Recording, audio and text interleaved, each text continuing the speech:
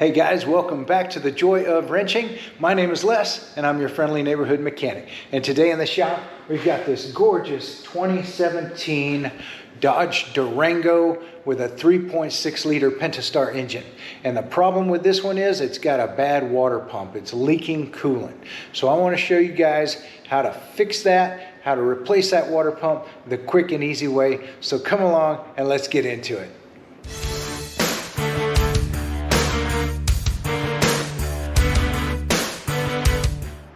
All right guys, so this vehicle came in here and I noticed that our coolant level was really low.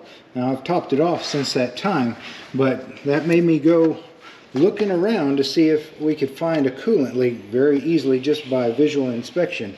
And if you notice, right down here, we have a coolant leak. This is the bottom of our water pump.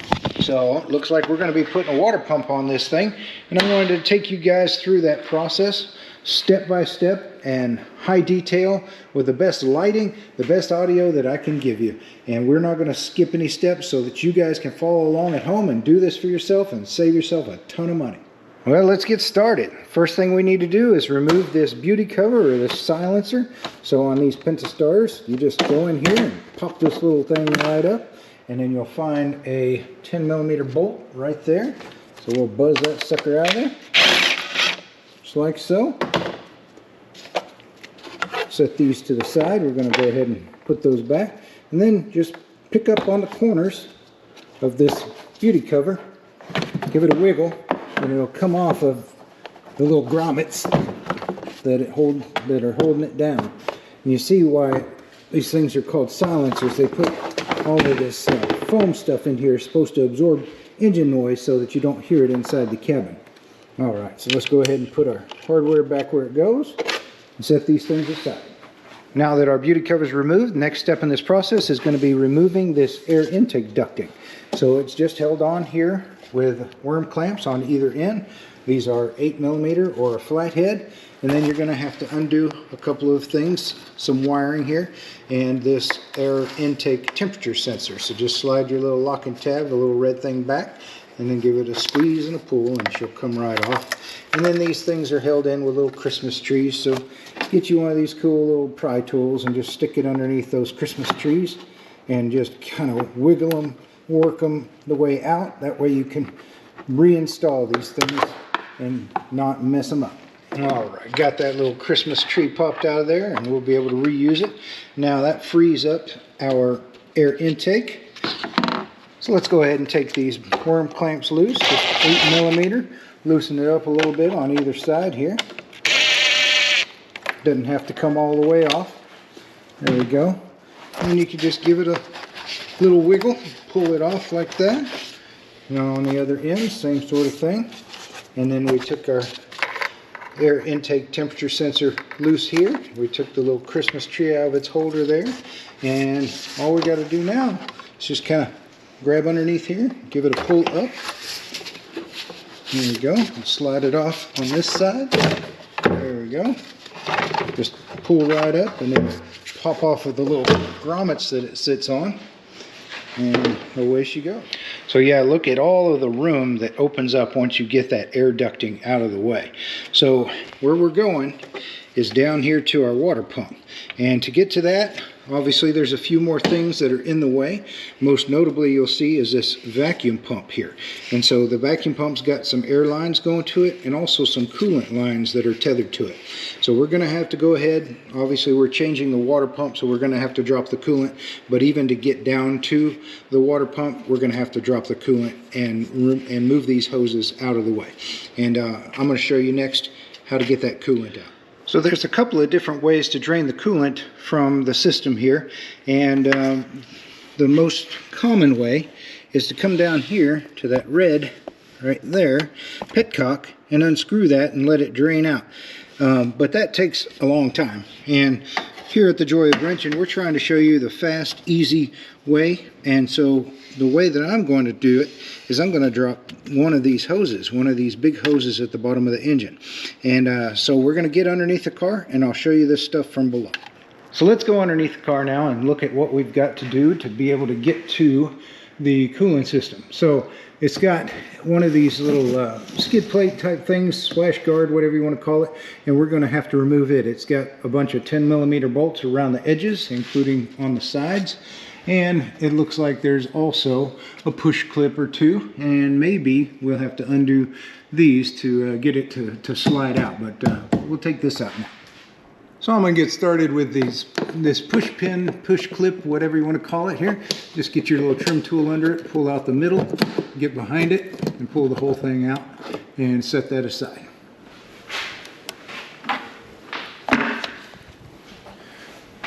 Alright, next thing we're going to do is attack all of these little 10mm bolts. There's one on either end here, and then a few across the top right here. I'm going to get these on the ends first. No particular reason, I just felt like it. Alright, let's see about these guys here. Here's one, and looky there, you can even see some of that dried up coolant right there.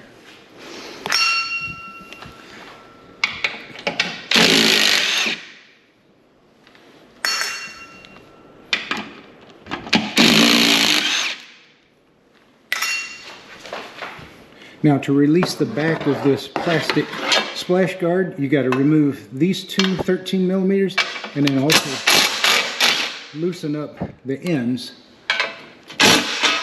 of this bracket right here because it's pinching this thing. Now that the bolts are removed, you can slide it down and get it out of our way. With our skid belly plate out of the way, you can get a much better view now up underneath the engine here. We'll come up in here and we can really see the water pump and how it's been leaking for some time. And so we're going to get to that and remove and replace that. And as I mentioned, to drain the coolant, which is one of the next steps here, we're going to have a couple options. We can either loosen this petcock, which I'll do here in a second and show you, but obviously that little bitty hole right there, it's only going to come out a little bit at a time. Another option is you can undo one of these hoses that's low on the engine and just dump a lot of the coolant all at once. That's going to make a bit of a mess if you don't have the right sort of catch basin. So a couple of tips here: make sure that you've got something to catch that fluid in, make it bigger than you think it needs to be, because it'll come pouring out and hit all of the frame and everything and splash everywhere. And also make sure you only work on the cooling system after the car is cooled off. You don't want to burn yourself. Let's go ahead and start draining the coolant here. And so, well, as I mentioned before, you've got a couple of options. You can come over here and you can open up this petcock and drain it. And I'm going to try and catch it in a bucket. That way I can see how much of it comes out. Gives you a better feel for how much you got to put back in at the end of the day. So if we want to drain from here, like I said, it'll be a little bit slow coming out of there. You just turn this counterclockwise, or if it's kind of hard, you can stick a screwdriver in this end right here and just give it a few twists until you start seeing coolant come out of there. There we go. Now that's slower than even normal because right now it's pulling a vacuum. As it drops out, it doesn't have any way for it to put air in the top of the system. So we need to undo the radiator cap so that this can drain out faster. Alright, so here we go. We're going to go ahead and we're going to loosen up our radiator cap, or in this case the top of the overflow bottle. That'll let air come into the system as it drains down. Now that we've got that cap loose, let's see what happens if it's any different, any faster in our draining. Yeah, there you go. Alright, much faster. We're going to catch it in our bucket here. But like I said, that's still going to take a while draining it that way. But this is a good way to just make sure that it's not too hot still, and if you want to be super careful and try to keep as clean of a work environment as possible, this is a good way to do it. Set this thing to draining, go get your coat, go get you some lunch, come back a little bit later, and hopefully it'll be done. So I mentioned that Another option to drain the coolant system a little faster is to undo one of these hoses at the lower portion of the engine, and it'll dump a whole lot more. You can imagine that the volume that can come out of these hoses is way better than what we were getting out of that petcock. But just be sure that you've got something big to catch it in. I've got one of these cool trays. I'll put links in the description to all these tools and things, but man, this really helps, you know, because it may not fall in the bucket, but it'll likely, a lot of it will fall into the tray, and then it'll get funneled into the bucket. So let me see if I can't catch this for you guys. I'll do it with one hand here and try and film best I can. There we go. So we're going to loosen up our hose clamp here, just kind of break that seal, and you can see it's already starting to try to dribble out. So make sure you get your bucket ready. Trying to wiggle it side to side, break that seal. There we go. And then just kind of slowly move it back. There. Woo! Good thing the GoPro is waterproof, huh?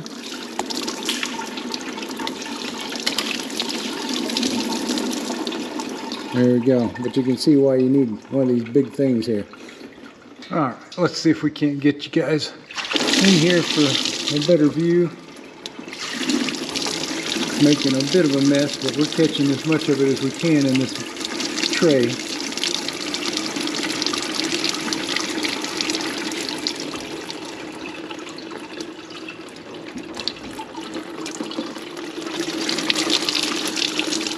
You see how I'm just kind of holding that hose in place and just breaking that seal a little bit at a time, making sure that it's all getting caught, not making a giant mess in my work environment here. But even that being said, even with this giant tray, I've still got a few drips on the floor, but just be careful. Again, make sure that your car is nice and cooled off when you do anything like this, because it's draining so fast. It won't take long, and then we can go ahead and dump all the coolant. There we go. All right, so now that took, you know, if I'd have let it go, it would have took 5 seconds, but way faster than letting that petcock drain for a few hours. And it looks like we got almost 6 liters in here, or a little over 6 quarts, 6.5 quarts drained out. There we go. We got her back on. Just push it up until it goes to that little black plastic nub there. Make sure you put your clamp back where it was. It'll have sort of a groove formed in it from being there for so long. You just want to make sure that it sits back in its groove that it formed. All right, now that the coolant's drained out, we can start attacking our water pump and replace it. You can do this job from underneath like this. Obviously, there's quite good access under here once you move this belly pan out of the way. But most of us are going to be doing it from above, and so that's where I'm going to show you. Is I'm going to lower the truck now, and I'll show you from above how to get all this stuff. Alright, coolant is drained, so now we can safely remove any coolant pipes or hoses that we need to, and there are a few that we will need to. And so next thing I want to remove in order to get down to our water pump, which again sits right there, is this vacuum pump. And so the way I'm going to do it is I'm going to take the entire bracket and vacuum pump off of the front of the engine and swing it out of the way. In order to do that, we're going to have to undo a little bit of some of these hose connections, some Christmas trees, and some electrical wiring. I'll show you that all the way along. Alright, so first step is we're going to go ahead and remove this air line right here. And so it's got one of these connectors that you can just push in these green tabs from the top and the bottom. Just squeeze top and bottom, give it a wiggle side to side, pull it back, and then you can take it off of this aluminum hose here, and you can just, you know, kind of be careful with these hard plastic lines like that. They can get brittle and crack over time, so you don't want to, you know, bend it too terribly far out of the way, but you might just, you know, try to tuck it somewhere where it's not going to be in your way. I just tucked it right up underneath this this lip right there. Alright, so next thing we want to do is disconnect this electrical connector to the vacuum pump. So you just squeeze on the connector and pull it apart. And I may need both hands for this, but you can pull this thing off of the bracket as well to give yourself just a little bit better grip on it. Just squeeze this tab right here, pull it off. There we go. Okay, next thing we want to undo is one of these hose clamps here. You can do either one. Just wiggle the thing loose, move it back out of the way so that you can release this aluminum line from it. There's going to be quite a grip between that rubber hose and that aluminum line, so we're going to get a little pick and get under there and loosen that up. So to loosen the grip between your rubber hose and your line that it's on, there's a couple different ways you can do it. A lot of people will just take their pliers, grab hold of it, and kind of wiggle back and forth like this. You see how that breaks that seal right there? But sometimes the pliers jaws can damage that rubber hose. So another way to do it is to get you a little pick like this, set it in between the hose and the line, and get up underneath it, just like so, and then go around the edge of it between the two, like that, and that'll loosen it also. Okay, now that we've got this hose released from this line right here, we'll go ahead and come over here to our bracket and take it off of the engine. So it's held on with two 16mm bolts, or 16 is kind of an unusual size. These are also 5/8 if you have Imperials.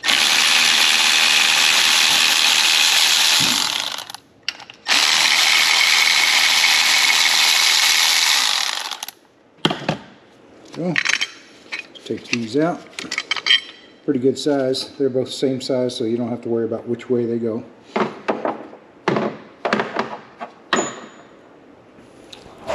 Alright, so now let's see if we can't get this bracket off of here. And we'll pop our hose loose here. If we can. Looks like we need to break that seal just a little bit more. So we'll come in here. This is probably the easier way. Just be careful not to mess up the hose itself as you break that seal. There we go.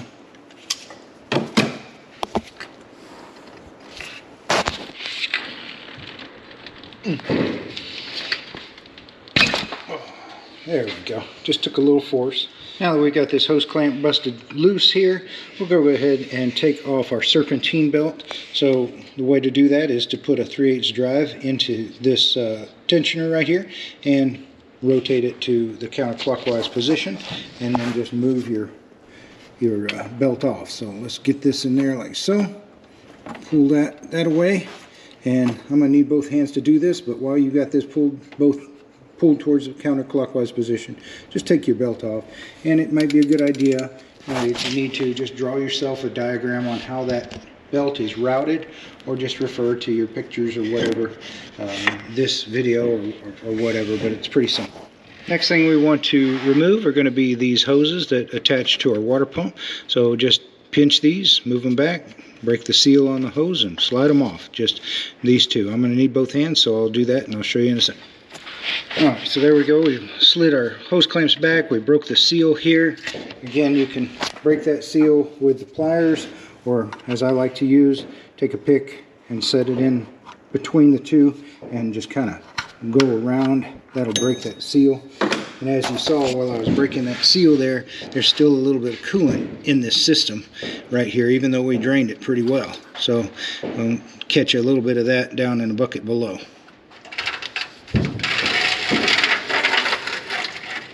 There we go. Not a ton there. Let's see about this hose. What's going to come out this time? Anything? Oh, of course. It's not horrible, but there's definitely a little bit left in that system there. There we go. Okay, so now we've got our hoses off of our water pump, and we have loosened up this part here. We can just kind of swing this out of our way. You can, like I said, you can remove these bolts to the pump and to the line down here if you need it further out of your hair. But this is going to be clear enough for me. Now, the next thing we're going to go ahead and take off is we're going to remove this idler pulley. There's a 13mm bolt that holds it on right there. Alright, so I've gone ahead and pulled back and tethered with a bungee cord our hoses and everything out of our way. We'll go ahead and remove this idler. As I mentioned before, it's a 13mm.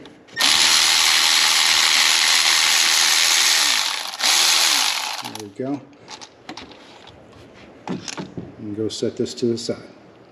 Now that the idler's out of the way, we can see all of our bolts. We've got good access with this vacuum pump pulled back like this. And so we've got 3 bolts up top and then a handful of bolts around the edge of our water pump. And so I'm going to pull those out, and then I'm going to show you on the bench. But the 3 that you can see up top, we've got 2 that are 13 millimeter and 1 that's a 16 millimeter or 5/8. So let me try and show you the bolts here on the truck and then also on the bench. So again, we got these 3 up top, 13, 13, and a 16 or a 5/8. And then you've got a number of, there are 8 actually, 10 millimeter, 1 here, 1 there, 1 there, 1 there, down in between here, there we go, and then 2 down on this side, 1 there, and 1 down here. Do not do this one right here, guys. This is part of the timing cover. That's not one for the water pump. And then there's 1 more bolt. Let me see if I can get you down there to see it. It might be a little tricky, but there's 1 bolt right down here as well. So hopefully you guys can see that. Now let me show you on the bench, because that'll be easier. So here's the bolt layout. So those 3, 13, 13, 16. And then this is where your idler went, so that's not another bolt. And then you got these 10 millimeters, 1, 2, 3, 4, 5 on the right side, and then 1, 2, 3 on the left side. Here's a quick tip for you guys. What you can do is when you are taking out your bolts, just so that you don't get them mixed up where they go, take the gasket for the new part, whatever it may be, in this case the water pump, lay it down, trace it out, and then mark where the holes are for each of the bolts, as I've done here. And then you'll end up with a template kind of like this, and then as you take out one of your bolts, just pop a little hole through the cardboard, and then it'll stay in that spot, and then you know exactly where it is when you go to put it back together. And that way, you know, some people will just put the bolts in the holes of the new water pump as they're taking them out, but you're going to have to remove them from the new water pump in order to put them on the vehicle. And when you do that, sometimes you might get them mixed up or kick this thing over or something like that. This way they stay in one place and you don't get them lost. All right, let's go ahead and start removing some of these. These 2 big ones on the outside are 13, so let's go ahead and get these going. That one. That one. Alright, and like I said, we'll pull them out like this, and we'll take them over here, and we'll pop them in the place where they go. I'm going to need 2 hands probably to show you this, but oh, there we go. Alright, so there's that one, and then you see, you can't lose it. It'll stay stuck in there. Alright, this one. Pop it in. And let's get our big 5/8. Alright, so our 5/8 bolt or 16 millimeter one's out as well. Got it stabbed in here, nice and safe. Now let's go around and we'll remove the 10 millimeters and put them in the places that they need to be. This is important because some of these are a little bit longer than some of the others, and you don't want to get them mixed up. As you remove some of these 10 millimeter bolts, you'll find that they have this rubber sort of spacer on them, so just keep track of that so that you'll be able to put that back in there. Don't know if it's critical to have that or not, but just might as well put it back since that's the way it came. Okay, so there's all the bolts out, and just as a quick refresher, the ones that have the little rubber spacer in them are these 4 on the right. All of the rest do not, or at least it didn't come out, and if it does, I'll correct myself. And then I'll show you the difference in length of them all or whatever, but this will keep them all straight for you so that they go back where they're supposed to. Okay, so once we've got all our bolts out, we can just grab hold of this little pipe right here and give it a wiggle, and it should break free. If it doesn't, then that means that it's just sealed to your cover pretty well. And the manufacturer has put a little bit of a casting right here and a little bit of casting right there that you can get something behind and kind of give it a little nudge, a little pry on. Looks like there's also a little bit of a casting right over here that we can get behind as well. So we'll go ahead and do that. Put a little screwdriver or small pry bar behind those and just give it a little nudge and pop that loose. Okay, so I got a little pry bar here, and I'm going to come down here and see if I can't just break this thing free. The way I'm going to do it is I'm going to come in behind this upper radiator hose here and come down to this little bit of casting right there. Hopefully this is picking it up. And I'm just going to give it a little bit of a pry right behind there. Just a little persuasion, nothing too crazy. Then I'm going to try and come up here and see if I can't get behind this little bit of casting on the cover. Give it a little bit of a persuasion. There it goes. It broke free. And let me set this down. Okay, now we can come back down here to our handle. Our handle with this outlet pipe right there. And wiggle and pull on that. All right. Now she's free. Go ahead and sort of peel it off of there. There we go. And away she comes. And in this case, the gasket did come with it, or at least mostly. And we're going to go ahead and make sure that we clean up our work area right here as best we can and get all of that residue off of the surface, so the sealing surface, so the new gasket will set up good. Here's our old part, and you can see in there some residue from that Dexcool where it dried out. And backside here looks like your impeller's still in good shape. Kind of hard to really pinpoint an area where it was failing other than that seal between that around that impeller there. Okay, and you know, this is broken, but that might have been broken when I took it off. I don't know, but yeah, looks like for the most part it served its purpose, but it was starting to leak, and it's time to replace it. Now you sharp-eyed fellas out there might notice that I've got two different water pumps sitting here on the bench. They are actually the same water pump, but they're from two different sources. This one is from Amazon, and this one is from a local parts house. And I was just curious because the one from Amazon was almost half the price of the one from the local parts house, even with my commercial discount. So I was curious to see, you know, if we would be able to see any real differences between. So this one here we'll look at first is an A Premium, and it looks at first glance like pretty decent quality, nice well machined aluminum. The only thing, and I've looked these things over quite extensively, the only things that I noticed that were different between these two is if I look down inside of here where they've pressed in this block off plate in that weep hole, it's just pressed in, and I don't see any kind of like, I don't know, divot or whatever to keep it in there. On the one from the local parts house, you notice that they've got this thing pressed in, and then they took a punch or something and just gave it just a little love tap there to hold it in place a little better. The other thing that I did notice, and I think this is even more important, is that underneath the impeller there is a black O-ring. Hopefully this is picking that up, but there's a black O-ring under there. You see the thickness of that O-ring on the cheaper part here versus the one from the parts house. Look how much thicker that O-ring is under there, separating the water, I'm assuming, from seeping out around that shaft than on the cheaper part. So I think that alone would be enough to say that this parts house part is better long term anyway than the cheaper alternative off of Amazon. I inspected the gaskets, and for the most part they look really similar, except this one cheaper one from the parts house. You can kind of see how it's just a little bit thinner as far as the sealing material. You can kind of see that silver through on that bar right there through that side, and on this one here, let me orient it the same way for you. On this one here,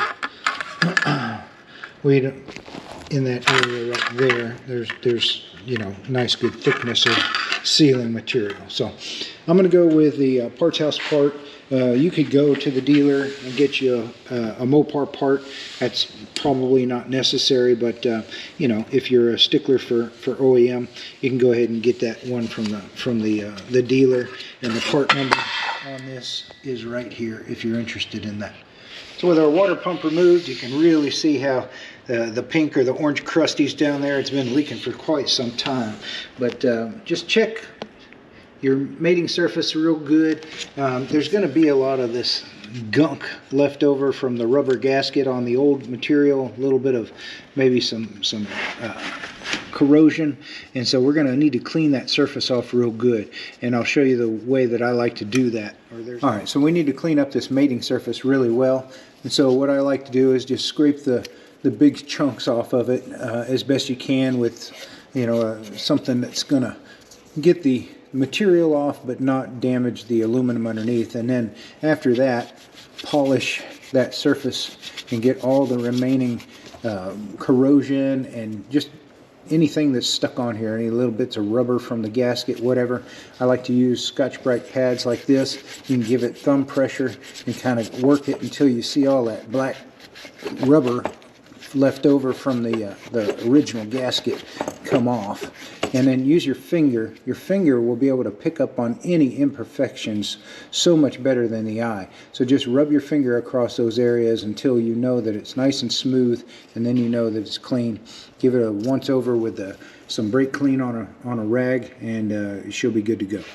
So this is probably the most important step. Just make sure that this surface is really, really good and clean and flat. Rub your finger across there. If you feel any kind of lip or any kind of gouges or anything like that, any kind of irregularity with your finger, then keep cleaning that thing. Rub it off with some brake clean when you're done.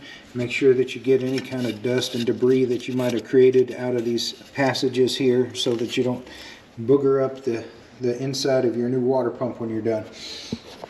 So we're just about ready to go back together with our water pump on the front of the engine there. But one thing that I like to do, and I would recommend that you guys do as well, is just check all of your bolts and make sure that the threads are nice and clean. There's not anything in the way. The other thing you want to look for is like this one right here. You see how the factory put some RTV on that bolt whenever they put it in. You see that little bit of rubber RTV right there. So that tells you that where that bolt goes in, which is over here, this hole right here, where that bolt goes in there, must have some sort of reason to need to stay dry. So we'll go ahead and we'll put some RTV on that when we put it back in. And I have heard of some people thinking that these bolt holes up here, these big ones, also need RTV because they go into the inside of the engine. And what they actually do is they are holding the timing cover in place a little bit. A number of them do, and you'll see inside of these holes a little black gasket and or RTV between that front timing cover and the engine itself. These don't need sealant necessarily. It probably wouldn't hurt to put some on it, but it doesn't need it, and the factory did not have it on there either. So just a heads up about that. So let's go ahead and put our new water pump in place, and I have got the new gasket underneath here. Just take one of your bolts, and I'm just going to pick one from the top. That way when I put the bolt in, it'll kind of hang off of it. And then make sure that your bolt goes through your gasket there. Try to do this one-handed for you guys. A little bit fiddly, but we'll try and get her done. Alright, let's set this thing in place. Again, one-handed is not the easiest way to do this. There we go. See if I can get this bolt started here. Just a couple threads, nice and clean. There we go, that's grabbed. And so now let's get that one that takes a little bit of RTV and let's put it in place. So it goes over here, right at the curve. Okay, so it'll be this guy right here. See if I can show you from up here.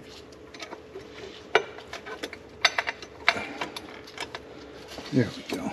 Now once you've got a couple of these bolts started, like that, everything will stay lined up, and you can go ahead and go around the perimeter with all the rest of your bolts. And if you put them in a place like this to remember which one goes where, you don't have to worry about which one's longer than the other.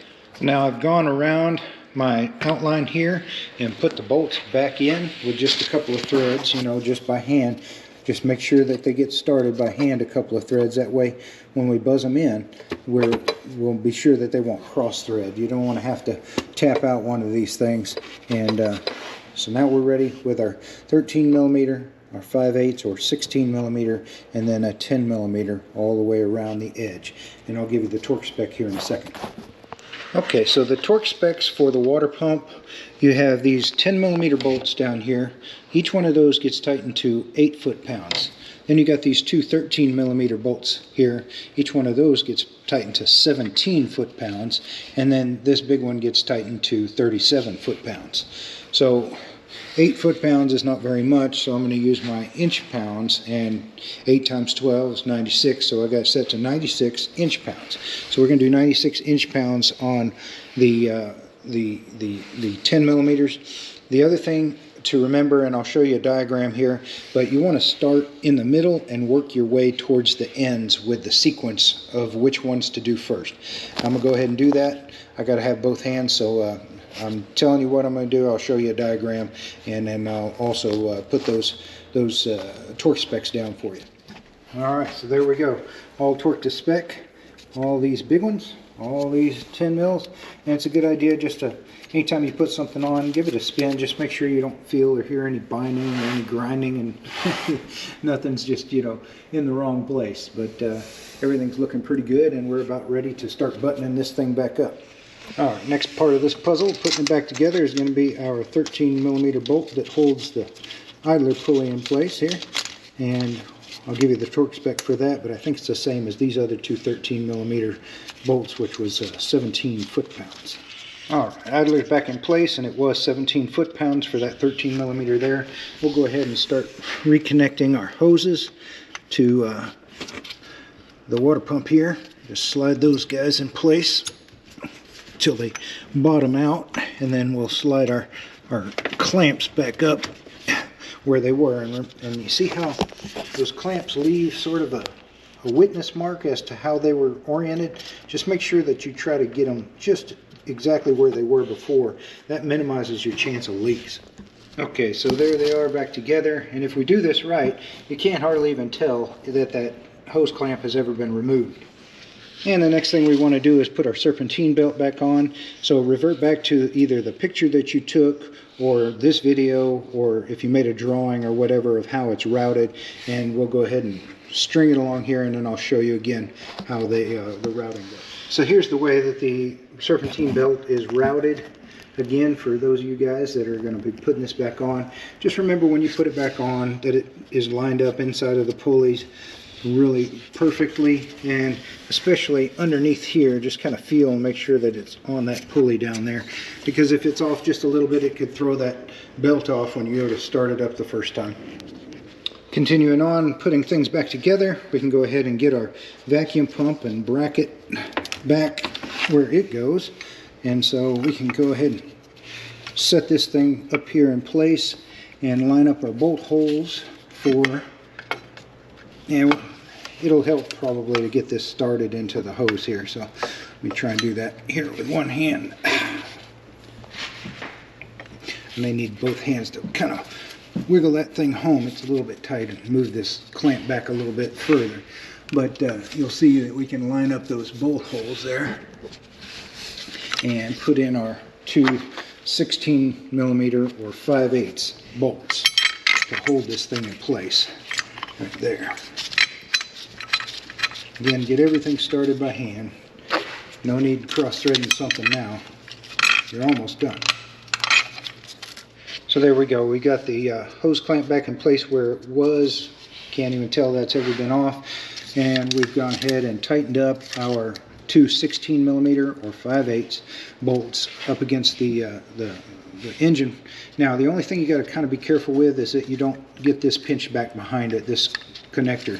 So you want to reconnect your vacuum pump connector here. It's easier with two hands, obviously, but there you go. And then the little nubs can stab back into the bracket there, hold it nice and safe. All right, there we go. So all of this is back where it belongs, but you see we're missing something here. But you remember what we did with it, just to keep it out of our way, is we tucked it back up underneath here so that it wouldn't get broken. It's time to untuck this thing. There we go. And now I can take this, slide it in place there, slide that, and then it'll just snap on.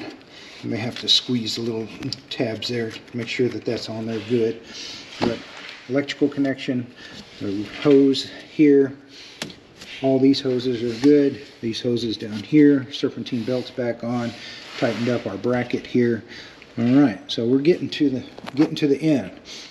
All right, next piece of our puzzle is going to be our air intake tube and resonators. So just bring this thing back in the way that we took it off. Just take the end and snap it on there. Take this other end and line it up with the throttle body.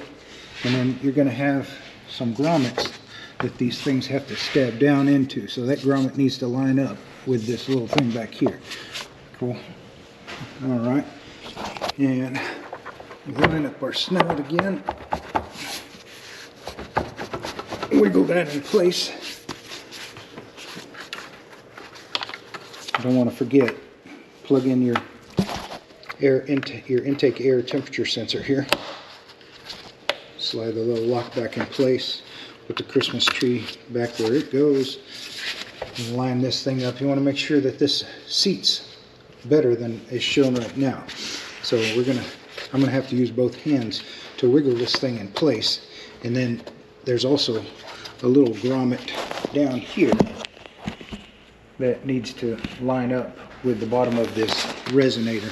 But once you get everything lined up, then you can come over here and make sure that everything is seated correctly and nothing's kind of folded up upon itself. And then we'll tighten these two worm clamps. They're two 8mm or flathead screwdrivers. All right, so our air intake tube and resonators are back in place.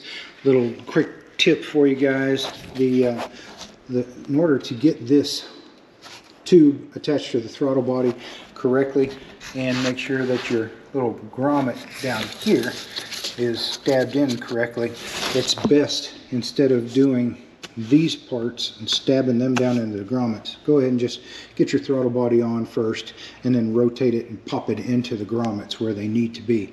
And that just will save you some time and any potential air leaks. So everything's buttoned back together, and the next step in this process is going to be refilling our coolant. Now on these 3.6 Pentastar engines like this, you can just refill the coolant bottle and then let it run till the thermostat opens up, and then refill what it drinks down, and that will be fine. It usually gets most of the air out of the system. There's no weird bleeders or anything like that. As you can see, the reservoir here is at the highest point, so that's good. But what I like to do is make sure that I don't have any leaks before I put any coolant in there and then have to drain it in case there was a leak of some kind. So what I like to use is a vacuum refilling system. So you basically get one of these kits, and it comes with lots of different connectors to fit lots of different engines. If you do any kind of work on multiple cars, even a couple of times, this thing pays for itself. It's not very expensive, but basically you hook up shop air to it, and it pulls a venturi on the system and pulls all of the air out of all of the hoses, out of all the nooks and crannies of the engine. And then you can see what kind of vacuum it holds, and you want to make sure that you pull it down to the vacuum of the system, which will be written on top of the cap for the radiator. Here it is. So this one says 21 psi. So we're going to try and get the vacuum down as close as we can to 20.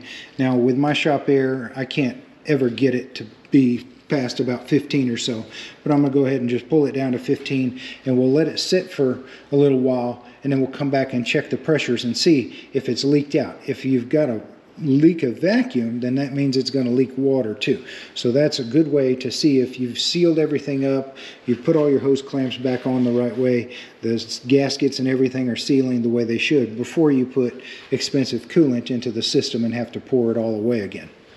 Alright, so let me show you how this thing works. So we want to keep both of these closed until we're ready to pull either vacuum or suck coolant into the system. Right now we're pulling vacuum. So we've got the shop air hooked up to this side. This is just a sort of tube that keeps it from blowing in my face. But I'm going to turn on my shop air with this little thing, and then we're going to open this, and it'll allow that to pull vacuum. So let's turn on shop air, open this, and then we'll watch our gauge here. You see it's pulling vacuum now. The other cool thing is, as it does that, it squeezes all your hoses flat because it's sucking all the air out of the system. So we'll let it pull as much vacuum as possible. My little bitty air compressor in here is pretty wimpy, so it may not be able to get much beyond that little mark right there. But then you close your valve here, shut off that just so it's not so loud, and you can watch that vacuum gauge there over time and see if it's moving to less vacuum, leaking vacuum, then you know you've got a leak in the coolant system somewhere before you fill it up with coolant. Alright, so it's been about 10-15 minutes and it's held vacuum all that time, so we know that we've got a good sealed system and it's okay to refill this with coolant. By doing it this way with the vacuum filler, you're not going to end up with any air pockets inside the engine, any chance for it to overheat or anything like that, and you don't have to wait for the thermostat to open up to make sure that you've got the level of coolant necessary in your tank. So it's just a quicker, easier way to do a refill. It's held vacuum, so we're ready to go ahead and suck the coolant into the system.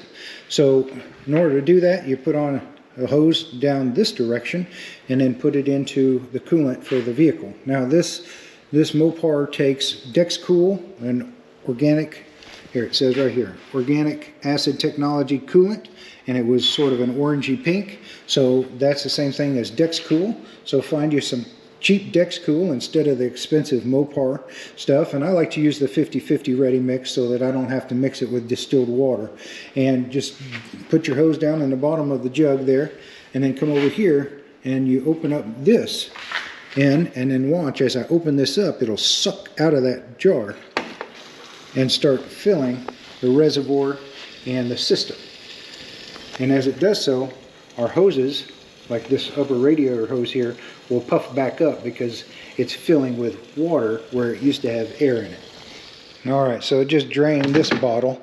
Now remember, we caught what we drained out of it, which was 6 liters or a little over 6 quarts. So each one of these jugs is 4 quarts or a gallon.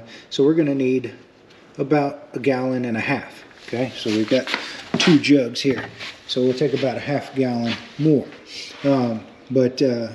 Yeah, pretty slick little system. I like this, way easier. So now that we have drained one, we're going to go ahead and close this valve, and then we will pull a vacuum again to allow it to suck whatever remaining air is in the system, and then we will drain the next half a jug into the system. Alright, so let's go ahead and we'll drain the other half a jug into the system here. It'll fill up our reservoir there, fill up all of our hoses, the system here. We don't need to necessarily check for leaks, but we will clean up our mess from where we drained it out. And just make sure that any of this coolant that you've got left over that you dispose of properly, because you know, animals, your shop dog, shop cat, if you work on Subarus, I guess, will drink the stuff and it'll make them sick. So just be careful with that. The other great thing about the vacuum refiller is if you do it right, you don't end up with a big mess of coolant everywhere, spills and things like that. So you're less likely to think that one of your spills is a leak or anything like that. So I've got her filled up a little bit above, close to the max line. You want to start the car, run the heater, and just make sure that it gets through the heater core and everything like that. And it shouldn't really drink very much, but if it does come down a little bit below the minimum, go ahead and top that off and you'll be good to go. The only thing left for this one is to put our beauty cover or silencer back on top of the engine. And so we'll go ahead and do that. Just line up the little grommets, and line up your oil filler. Sometimes that's the easiest way to know when you've got her in the right position. You can feel it pop down on top of those grommets. And don't forget to reinstall your little 10mm bolt there. All right. And then once you get that tightened up, we've got that this little doohickey that snaps right on top and pops down. Let me tighten this thing up, and I'll put that in place, and we'll give her a start. So before you start the thing and run it, and you want to come underneath there and just sop up any remaining residue from any old leaks. That way you don't think that old coolant is a new leak, and think that you did something wrong. And once you've started it, run it for a little bit, get it up to temperature, make sure that there's no leaks under here. Then we can go ahead and put our little belly pan back in place. As for this belly pan, quick reminder of where all of the bolts go. You've got one on either side, 10mm here, here, here, and again here. And then you've got, it goes underneath this little metal plate, which is held on with 4 13mm right there. And then don't forget your little push pin right there. So after refilling the cooling system, just make sure that you turn on your heater inside, and you may hear a little bit of sloshing or gurgling as the water runs through the heater core, but you want to make sure that that water is circulating through any place where there might be an air pocket trapped, especially if you did not vacuum refill the system. Since I did, there's less likelihood of that, but still a good idea to run the heater just to make sure that everything is warming up the way that it should. Anytime that you've got your coolant system apart, it's a good idea to get it back up to temperature and make sure that it maintains temperature as you're driving around or as it's sitting. That way you know that the thermostat's working, you know that the water pump's working, you know that the coolant's going to do what it's supposed to do. You're not going to have any overheating issues. So after your test drive, just come along and just make sure that you don't have any leaks underneath, there's no wetness anywhere, and you know, check the level of coolant, make sure it didn't completely drain at all, and just, you know, again, check for leaks everywhere, make sure that everything looks good. Once it cools down again, then you can refill your coolant bottle to the level that it needs to be, but everything's looking good. So there we go, guys. Not too bad of a job at all. Hopefully all this excruciating detail helped you to feel confident that you too can do this for yourself. Save yourself a ton of time, a ton of money. If this helped you out, and I hope it did, please do me a favor and help me out too. Hit that like, that subscribe button. It really helps us to reach a greater audience with our content, and I appreciate you guys tuning in today. Y'all have a wonderful day. God bless.